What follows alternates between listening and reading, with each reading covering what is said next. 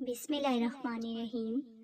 अस्सलाम वालेकुम रहमतुल्लाहि व बरकातुहू। अल्लाह 200 करोड़ देता है, तो जुमा के दिन 200 बार ये तस्बीह पढ़ता है।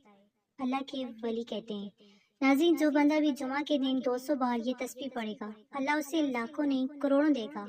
अल्लाह उसकी लाखों नहीं करोड़ों हाजात को पूरा फरमाएगा। अगले जुमा तक अल्लाह उसके हर मामलात में ये भी मदद फरमाएगा।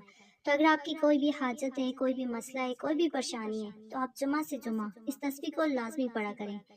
इस तस्बीह को पढ़ने से उस बंदे को 9 फायदे हासिल होंगे। नंबर 1, अल्लाह रब्बुल इज़्ज़त 300 दरवाजे गजब के बंद कर देते हैं, मसलन दुश्मनी, कहर, फितना वगैरह।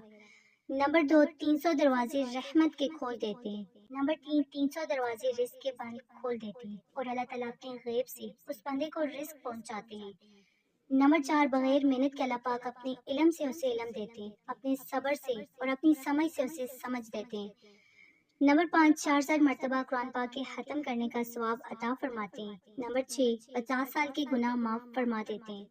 नंबर 7, अल्लाह पाक जन्नत में 20 बंगले मरजान और जुमरत के बने हुए देते हैं। हर बंगले के 70 दरवाजे होंगे। नंबर 8, 2000 रकात नफल पढ़ने का सवाब देते हैं। नंबर 9, मरने के बाद पढ़ने वाले की नमाज जनाजा में 1,10,000 फरिश्तों की शमूलियत होती है।